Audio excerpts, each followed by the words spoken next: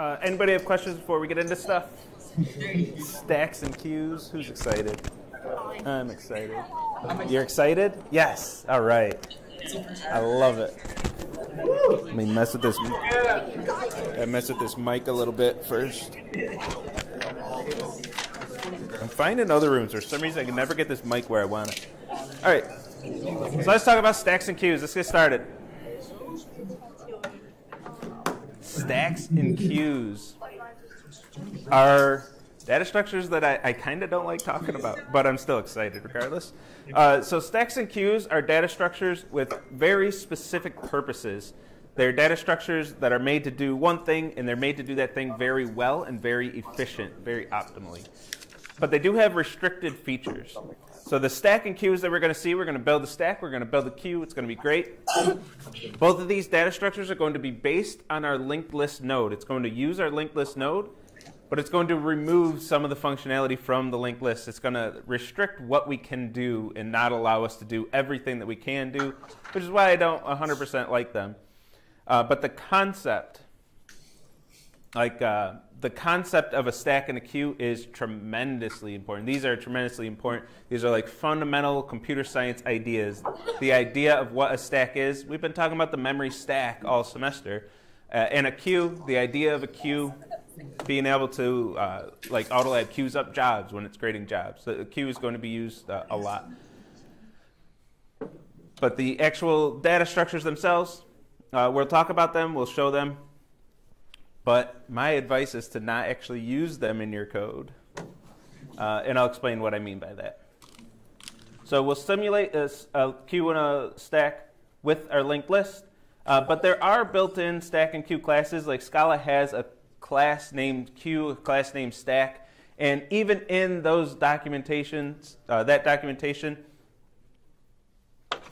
y'all are talkative today. I started late, too. You had extra time to talk. What the hell? Even the documentation, if you go into the code of those classes, they actually say, don't use these. It's dumb to use these, just don't use them. The recommendation, which I give, and the Scala devs agree with me, is just use a list, but still apply the concept of a stack or the concept of a queue to your list. And then you'll be good doing that. So what are these things? The concepts, again, the concepts are very important, even though you shouldn't use the named data structures in your code, in my opinion. A stack is our standard last in, first out data structure. You can only do two things with a stack, is add, I don't know what I'm pointing at, but the only thing you can do to a stack is add, it must be my next slide, is add to the top of it and remove the top element from it. So you can only access the top element from a stack, and think of a stack of any, like a physical stack of anything. You can only mess with this first element if you try to access this element, or you try to add a folder to the middle here. It's not going to work so well. It's something you could technically do. You can pick up half the stack and add a folder to the middle, but it's very hard to do. And a stack says, we're just not going to let you do that. We see this in the memory diagrams in actual memory in our computer. The stack, the memory stack, is a stack of stack frames. You can only add and remove stack frames from the top of the stack or the bottom visually, the way we draw them out. You can only add or remove from the top. I don't know why I can never get this mic where I want it. And only the top stack frame is the active stack frame. So think of this as being like your active folder on the stack. It's the same idea as the stack frame. You add a stack frame. Maybe you have a recursive call that adds a bunch of stack frames. You can only mess with the one on the top. You can only read the variables of the stack frame on the top, the active stack frame. You can only remove that stack frame. If you want to access the second stack frame on the stack, this method has to end. This method has to return so we can get back to that one. Same idea. We've been using that concept all semester, but this is more formally what it is. You can only access that first element. And we do this through two methods. This is the slide I was trying to point to. Push and pop. We can push elements to the top of the stack, adding something to the top of the stack, and we can pop the top element off the stack, and that's it.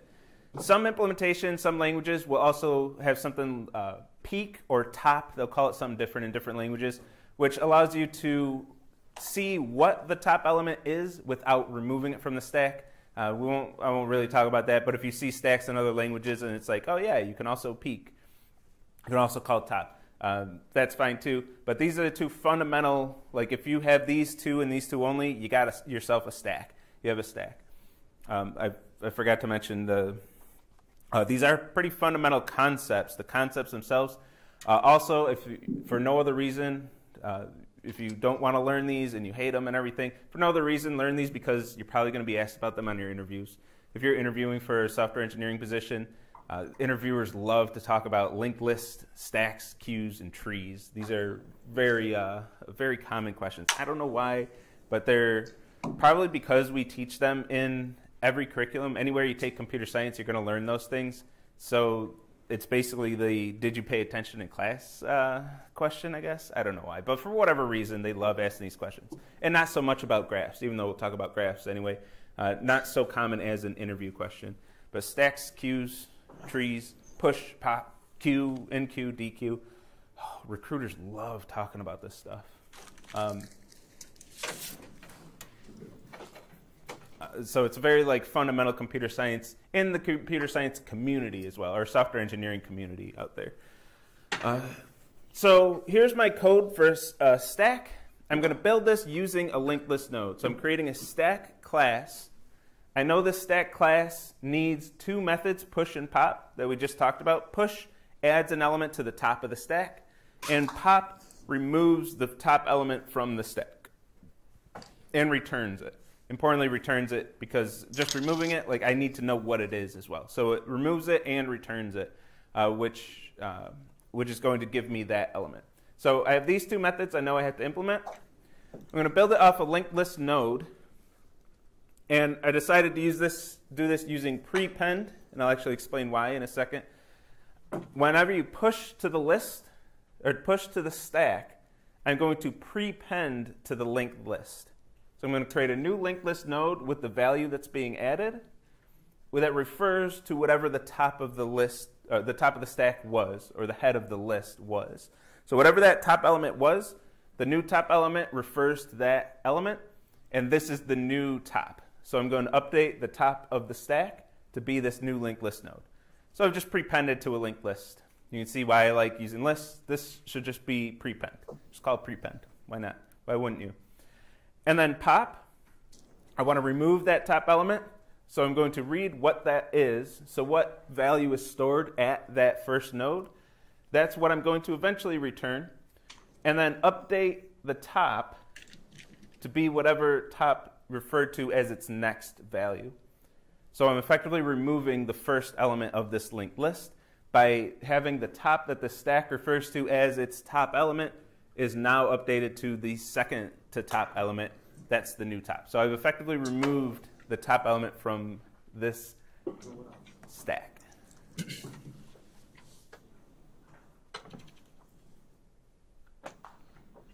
Yes. Actual stack like the Scala stack, a linked list? Yes.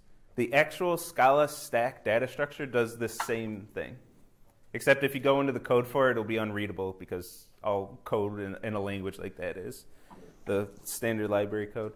But it'll be like the linked list node class in Scala is actually a class with the name : : So it makes things, I don't know, it just makes things harder to read. I think that's why they do it. Not actually, but. So this is just prepend, and this is just drop one. So we could just use those, have a stack, a conceptual stack in your code, but just have it be a list. You can create a Scala list, but just call the variable stack, and then you have your stack, and then just use these two operations. Why restrict yourself? Because if for some reason we want to access the second element in this stack, we kind of can't unless we just grab the list and then do whatever we want after that. So why not just have it be a list? That's my argument, but there are arguments against, and I'll represent those once I scan this to see if there are questions I need to answer. Can I call it list so that people who read my code can hate you? Yeah, go for it. You can't. Now that I think about it, yeah, I don't think you can, because list is auto-imported. You never had to import a list in Scala. It's auto-imported, so you should have a name collision. I don't think it would let you have a class named list. You might be able to. I'd like to see that tried. I haven't tried it. Yeah, you can, but it won't help you. Well, I think that's the point. He wants to hurt people.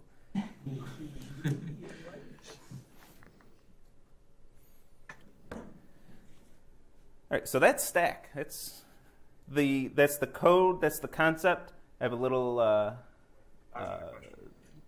diagram and stuff. But this is really the crux of what I want to talk about with stack. So any questions? Yes. So you have to delete the top object or the top node in order to actually receive that information? In this implementation, yes. So you would have to remove the top element from the stack in order to know what it is. That's why some languages do have a method called top, which lets you just peek it, or top or peek, they'll call it something else. But you can peek at the top element, it'll just return the top element without removing it from the stack. So that's why that exists in some languages. But not in Scala. Not in my implementation right here. So this is my code using our linked list node that we talked about on Monday. I don't know if Scala's built-in implementation does or not, to be honest. It might have that feature, it might have that method. But the Scala stack itself tells you not to use it, so I never really bothered with it. I wouldn't use it anyway, but. So the advantage of this, because I don't think I do call this out anywhere. The advantage of this,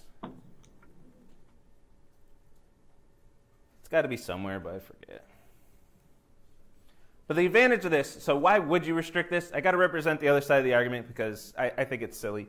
The advantage of this, and not just using a linked list as your stack, is that it forces you to only use very efficient, optimal operations.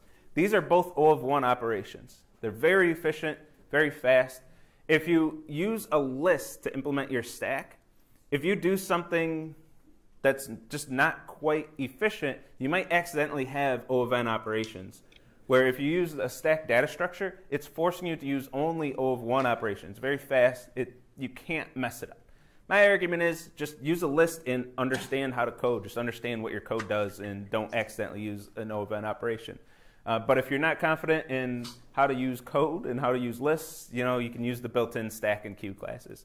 But my argument is if you're using those built-in classes so you don't accidentally do something inefficient, I don't know what to tell you at that point. So there's a Scala built-in stack, this is still my stack. So to use this stack, we'll create a stack of some type, push, pop. I don't know what to say. I don't know what else to tell you. This is going to push 3 to the bottom, then 7, then 2, then -5, and then pop -5 off of that stack. Y'all have been through OOP and FP, so I'm assuming this isn't too crazy. If you've survived those topics. Right. Pushes to the top, yes. Or since it's an underlying list that we're using, it appends it to the front of the list. Is how mechanically this is happening. And this code, the reason why I tripped up a little bit there, this code actually works if you import the Scala stack. It works the same exact way. So this happens to be my stack just because I'm remembering where I took this code from. But if you pasted this into code that uses Scala's built-in stack and imports that, it works just the same. Same exact interface. I guess there's one difference. You wouldn't have the keyword new if you use Scala stack. So this is what I recommend. This is right from the Scala docs itself. The documentation for the stack class. It's deprecated, which means don't use this. It is our fancy word in programming to say don't use this. It might not exist in the future, and we're getting rid of it because, just don't use it. It's bad. And their commentary kind of speaks for itself. This is just a wrapper around a linked list. Just use a linked list. So I was happy to see this. I had that opinion long before I saw this, so I was happy to get that vindication. Like, hey, finally, somebody out there agrees with me. So you can do the same thing. Just prepend and drop one. List.tail is the same as drop one if you want to use that, but I've shown it as drop one, so I'll stay consistent. But list.tail is going to give you the same thing. List.tail basically gives you a reference to the next node. It's like calling next. Tail instead of next in Scala's built-in classes, built-in linked list. So just use a list, use prepend. Oh, I did use tail right here, damn it. Prepend, and then use drop one or tail to be able to pop. This is what I recommend to do. And then just be careful with the way you use a list. We spend a week talking about linked lists, so you know how to use them, so you know how they work. Scala's list is a linked list. It is a linked list. I keep getting that question. I'm going to say it till everybody knows. That list is a linked list implementation. So this, we're prepending to our list, and then we're calling next or drop one or pop to remove that element. And then we can get the functionality like accessing the first element without removing it. It's right there. It's right there sitting there for us. If we do want to do something else, like we want to ask for the size of this stack, well, if it's actually a list, I'm just going to call .size on the thing. It's an O of 1 operation. It's going to take a while to get the size, but I have that option. If I'm using a stack, I don't have that option. You cannot ask a stack for its size. You can only push and pop 2 things. That's it. End of story. You can't ask a stack for its size. So that might be something I want to do somewhere in my code. If I have a stack of things, and at some point I'm like, look, I know this is inefficient. I know it's O of n, but I just want to know how many things are in this stack. I just want to know. If you're using a stack, you can't do that. Just use a list, and you have that option. It keeps your options open.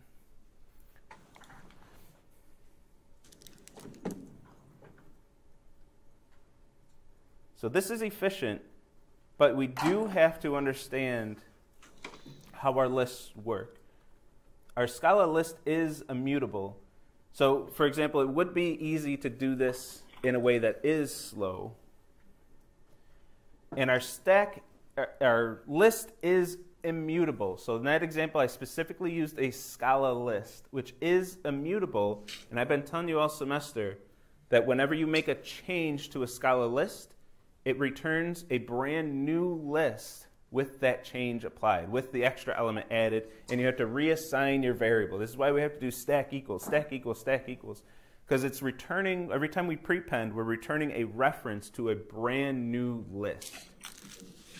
So how is this O of 1 if we're making copies of this list over and over? We have 4 lists in this code, each with a different number of elements. That seems like it has to be inefficient. But if we think about how linked lists are represented, when we're pushing, so we're right here in our debugger, we're about to run this line. If we want to prepend -5 to the list, what we have before prepending is this list. All right, these 3 elements, they're next, they're values. One of them refers to null as its next. And then we prepend 5 by creating a brand new linked list node with the value -5 and next as a reference to this node. What's inside the red box did not change. So the fact that this list is immutable, this list with 3 elements is immutable, was not violated by the existence of this extra node. So when we prepend to a list, yes, we do return a new list with the extra element, but that list is just one node which refers to the old list as its next. So list, it still is immutable, and we still do have 4 lists, all of different length, but one of them is right here. If I have a reference to this node, that's my list of length 4. If I have a reference to this node, that's my list of length 3. If I have a reference to this node, that's my list of length 2. If I have a reference to this node, that's still my, not my original node because that was empty. That's still my list of length 1. None of those were changed by these prepend operations. None of them had to change, and none of them care that another node out there refers to them. They don't care. All they know is that they are immutable and they did not change. So we get the new list, but we didn't have to change the old lists whenever we prepend. So that's why Scala lists, prepending, very efficient, because we're just creating a new node and then referring to the old head of the list.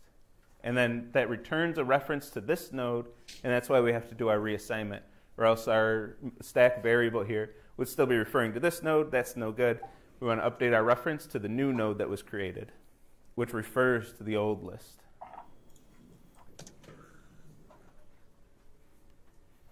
Same with removing an element. If I want to remove -5, still this list is completely unchanged. I just update my reference to refer to this node instead of this node, and then I've effectively popped. I've effectively removed a list. Is empty list the same as null? So the linked list node class that I've shown in class actually can't represent an empty list. It's got a little bit of a restriction there. Can't represent the empty list. Scala's list is built, has more structure around it where it can represent the empty list. So it's not the same as null. But for our linked list node class in lecture, it would be null. What's the benefit of a linked list? Why have them? Because they can change size. They have variable size is our big benefit from linked lists. Nothing. Thanks, Trevor. Nothing. Usually, well, in most of our coding, we like to use dynamic arrays for what it's worth. But linked lists are really nice, especially when you're only messing with the front of the list, like a stack like we're doing here. Very efficient. You can't do the same thing with an array. You can't build an efficient stack out of an array. It's just not gonna quite do it for you.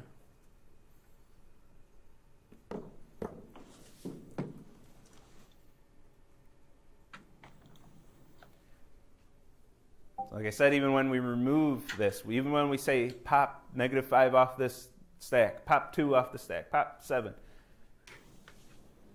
very efficient. All we're doing is updating a reference. We're saying stack equals stack.drop1. Yeah, I got it here.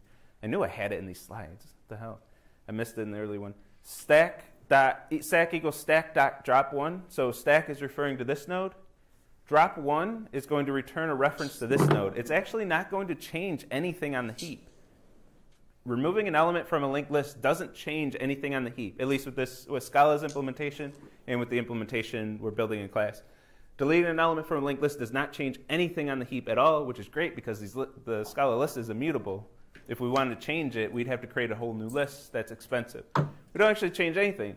This just says stack, give me a reference to the next element in the list, and then return that and set it equal to stack. So now stack refers to this node again. Didn't change the list at all. Very, very efficient. Very optimal in how we're using memory.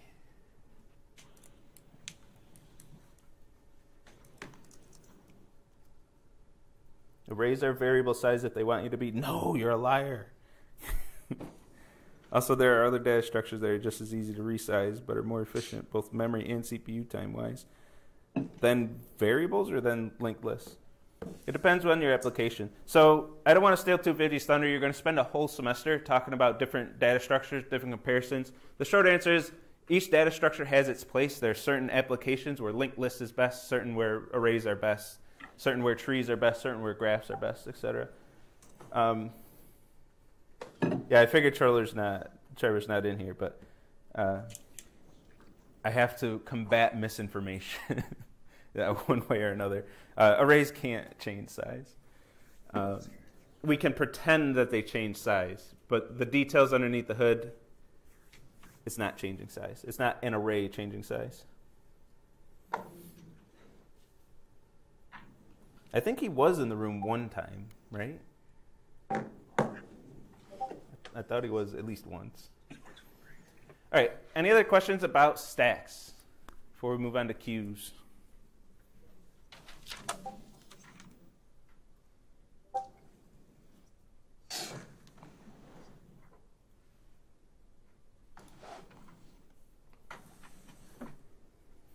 I want to call someone out for the notification noise, but I'm worried that it's my laptop. I don't know if it is or not. I'm going to mute, so if I hear it again, I know. All right, let's talk about queues.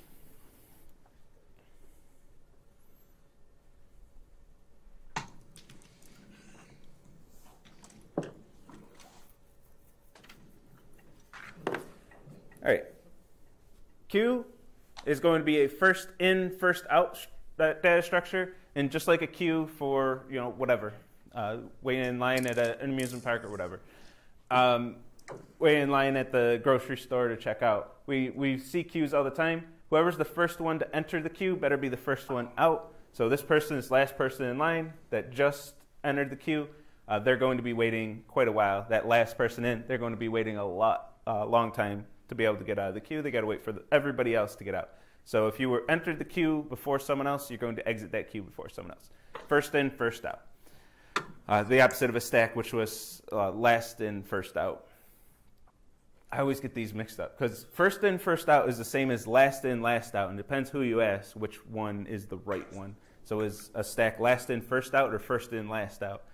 I use them interchangeably sometimes because I lose track of which one people use. But I think FIFO and LIFO are the common acronyms for these. So first in, first out, last in, first out. So for this, similar to a stack, we can queue and dequeue elements in a queue.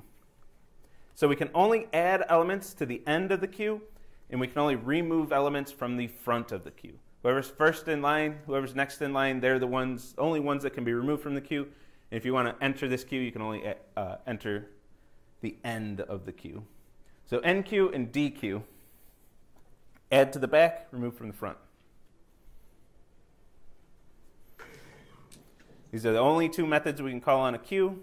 Again, you might have implementations that let you peek at the first element in the queue, but usually these two methods are going to define a theoretical queue. What am I trying to say there? That's what a queue is in theory. Like in the concept of a queue, that's what it is, just those two methods. Some implementations, some languages give you that extra functionality, but it's not fundamental to what a queue is. It just helps us in our code sometimes. But you're not going to use queues in your code, are you? You're going to use lists, right? All right, so a queue gets a little more complex. Most of this code is just because I need a reference to the front and back of the queue. And I have to check if we dequeued the last element. It's not as free as it was for stacks. With stacks, I just updated. And if the top of the stack happened to be null, whatever. .next was just null, and the top of the stack's null. That's fine. With queues, since I need to be able to work with both the front and back of the queue, I have a little more work to do when the front and back are both null. So if the end of the queue is null, we have to update, and the back and front both refer to the same element when there's only one element in the queue. And then when we remove from the queue, I have to check if if we remove the last element. So if one of them's null, the other one also has to be null. So just a few lines of code just for bookkeeping. But we need a reference to the front and back of the queue because we have to work on both ends of this thing. This is how we would use it. If I create a new queue and I enqueue 3, then 7, then 2, then -5, and then dequeue is going to dequeue -3 from that queue. I should visualize that. I said the wrong thing even. All right, so when we enqueue,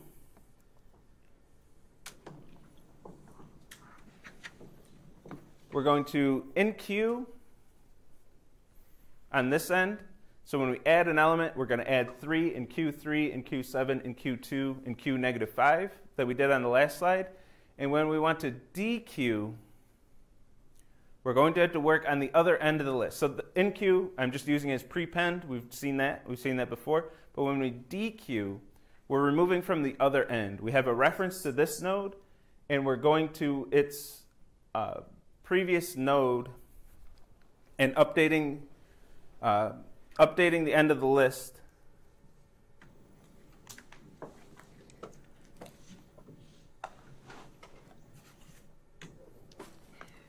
Yeah, so front is oh man. I did it backwards in the way I'm explaining it, ain't I?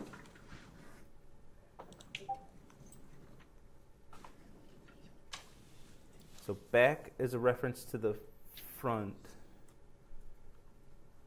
back is a reference to the head of the list, and then front.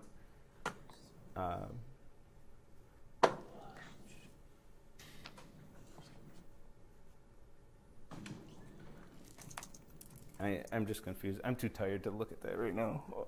I'm sure some of you can relate. I'm just going to forget about the code and talk about it conceptually, because I can't look at that right now. All right, so we have this queue, and we can prepend to enqueue things, but we need to dequeue something. We need a reference, but we need a reference to like the node before this. So I'm dequeuing from the front, so I can just say the front equals from the head of the linked list. So I can say the new head of the linked list is .next, and then just access that element. And then append to the end of the queue. Oh, wait, no, I got this. So when we enqueue, we're enqueuing from the end of the list. So we have a reference to the end of the list. And when we want to enqueue, we're going to add that element to that end. And then when we dequeue, we're going to dequeue from the front just by updating the reference. But when we enqueue an element, I was just saying it backwards. Dequeuing is fine. But when we enqueue a reference, when we enqueue a new node, this is our old queue. And then we have to update this values next to refer to the new node that we're creating. We're appending to the end of the list. And when we append to the end of the list, what's in the red box does change this time. We actually do get a change. Next had to be changed. So this queue that had 3 elements is fundamentally different now that the queue has 4 elements. When we're using an immutable list, this list has to be copied. This is why appending to the end of a linked list is very slow in Scala, because that list is immutable. One, you have to, if you're not doing what we're doing with the queue and storing a reference to the front and back, if you're not doing that, you need to first traverse across the entire list to find the end. You have to create a new node and refer to the end, but we can't make this change because it's immutable. So we have to take this whole list, copy it, and then return a reference to the head of the new list that refers to that next element. This is a very inefficient operation. Very, very terrible code. We don't have the same problem with our linked list node implementation. The queue is O of 1 on both operations because it's mutable. But if we have an immutable list and we want to append, we have to make a copy of that entire list. It's a very slow operation. Thank you. And in the Scala documentation for the Scala implementation of their queue class, they do use a mutable list. They don't even use the immutable list, because we can reverse this, like I was confusing myself with. We can reverse this and enqueue to the front and dequeue on the back. But now we're going to have the same problem when we dequeue. So right now we have the problem when we're enqueuing to the back. That's going to change the list fundamentally. So let's just enqueue to the front, add nodes, prepend them here, and then we'll be fine. But then when we go to dequeue, we're dequeuing from the end of this list, and that's going to have the same problem. To remove this node, we have to update this reference, which is going to fundamentally change that list. We have to modify the list itself. So whenever we're working with the end of a linked list and not the front's easy to work with. We just create a node, refer to it, remove a node by updating references. Whenever we have to work with the end of a linked list, we're going to have this problem, specifically with a mutable linked list. We're going to have this issue, and it's going to break things. Or it's going to make things, sorry, it's not going to break things. It's going to make things inefficient when we're working at the end of a immutable linked list. And this is why. So when earlier in the semester you heard me say append is very slow, but prepend is fast, this is why. This is why, right here. All right, any questions on those, stack or queue? Yes. Just to be clear, the end of the list is the front of the queue, and the head of the list is the back of the queue. In my implementation, yes. Is that confusing? Okay, good. So I don't feel as bad getting confused in the middle of a lecture about that. I have the end of the list being the front of the queue. So it can be reversed. it's a little more complicated. I did that because enqueuing to the end is easier. I already have a reference to this node. I'm always storing that. And then appending is just creating a new node and then updating my back to be the next node that I created. And then enqueuing is prepending. We know all about prepending. We can do that. If I did this the other way, I have a reference to this node, and I have to dequeue from this end. How do I do that? I don't know either. So we need a reference to this node if we want to do that, so we can update this next to be null. But we can't go this way. We would have to go back to the head of the list, iterate until next equals the last node, and then update the reference. That's all the stuff I was thinking about when I'm like, oh man, I got myself in a jam with this sentence. But if we enqueue to the front, or sorry, enqueue to the back and dequeue from the front, we avoid that issue. But remember, it's the concepts that are important here. So if you're confused like I am with that one, don't worry about it. Just understand the concept of a queue. Where we can build these with linked lists. Linked lists is the standard way to build these. And we can enqueue and dequeue with these.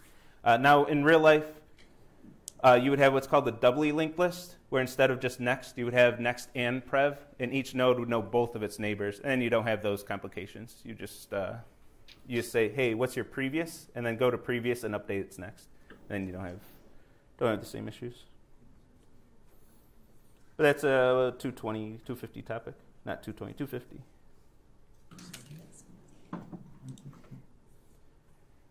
Stack is deprecated. Queue doesn't appear to be. Yeah, that wouldn't surprise me.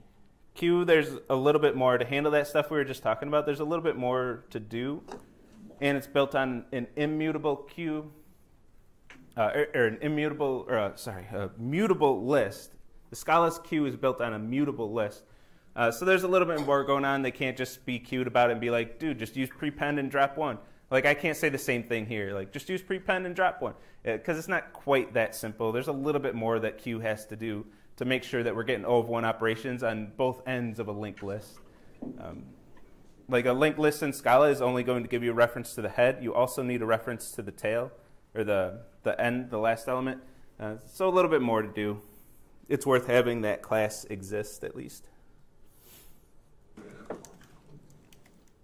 I guess I should narrow my hatred towards just stack implementations. All right, let's ready for a memory diagram. At 3:42, probably might not get through the whole thing. Friday is kind of a catch-all day, so I want to go back to the last few slides of Monday's lecture, and then we'll finish up this and do test cases. We'll cover everything else on Friday. But I do want to at least get this started. We might get through the whole thing, too. I'll give you a second to look through the code. We have a linked list that we're going to create. I just shortened the names, again, to make it fit on a slide better. But linked list node, I'm going to create 1. I'm going to prepend 3, prepend 5. The list we expect to be 531. Then we're going to print mylist.next.next.value. I'm going to expect that to be 1. And compute the size and print it. I expect that to be 3. So this is what we want to trace through, make sure that it does what we expect it to do. More importantly, see how it does what it says it does. Get some practice with a linked list, see how a linked list works in memory, and also get a little more practice with recursion. More recursion can't hurt.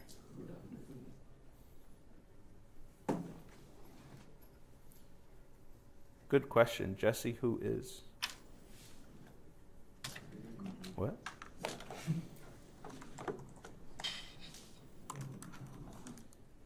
Concept is important. Implementing with doubly linked lists is something you should erase from your mind. I mean, not until after 250. You got to pass 250 before you can forget doubly linked list exists. Ready for memory diagrams. Oh yeah, let's do it. Yeah, thank you, the gentleman. Good question, Jesse. Who is? I'm ready to. So let's do a memory diagram of this.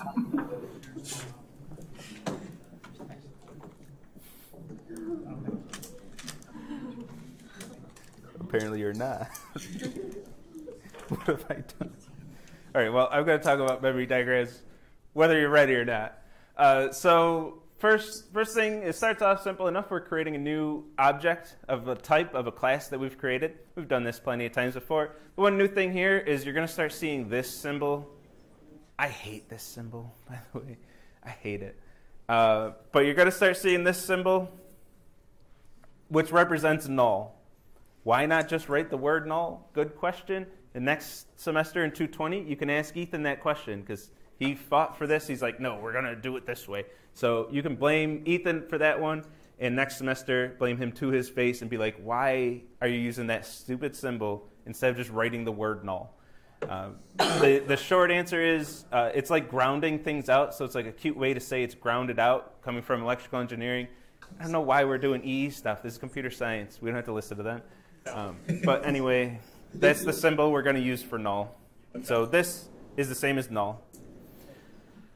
All right, so we create this object. The constructor returns a reference to the object that was created. It has a value 1 and a next of null. And we return that to myList. So myList returns, gets a reference to that linked list node that was created. And then we're going to create a new node. MyList equals new node with 3 and myList. This line always confuses students, so I want to make sure we tear this apart and see how it works. So we're creating a new linked list node. We'll just look through this in order. We're creating a new linked list node, so we're calling the constructor for the linked list node. Put a constructor call on the stack. That is going to create a new object, so we're going to get an object on the heap with a new reference number, which is going to be this in the constructor call. Its value is 3, and its next is myList. So myList is about to change, but it hasn't changed yet. MyList right now still refers to 350, still refers to this node on the heap. So next is 350. So this node that's created has a value of 3, a next of 350. Constructor parameters become state variables. And then after the value of myList of 350 gets passed to the constructor and the constructor returns, the constructor is going to return this reference 200 back to the stack. So myList is going to be updated to the reference 200 after the constructor calls, after the constructor returns. So in one line, this is the confusing part. We have myList twice, but it's different in either instance. It's 350 here, and it's 200 here, and it's updating in this line.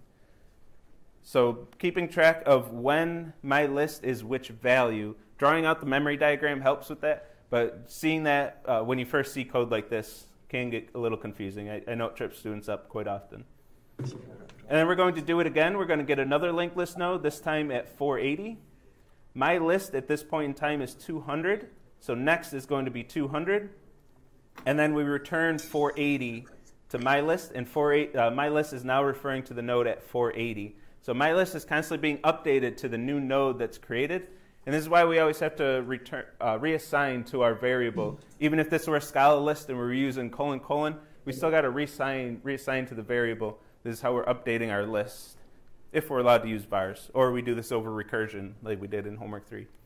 So now this list refers to 480 with the value 5, which refers to 200 with the value 3, which refers to 350 with the value 1, which refers to null. So this list, myList, stores the list 5, 3, 1. But we had to jump all over memory to get those values. Every time we want the next value, we have to follow another reference and get to another spot on the heap to be able to get the value that we want. I think I'll do the value part, but I'll save the recursion. I'll save the recursion for Friday. So then to get myList.next.next.value, myList.next.next.value, getting that value 1 and then printing 1 to the screen. This would be the same as myList of 2.value or myList.apply of 2.value. Same thing that's happening. And Nicholas, you got a letter for me? Want just a letter? I got you the question. I don't have time to like type it up or anything.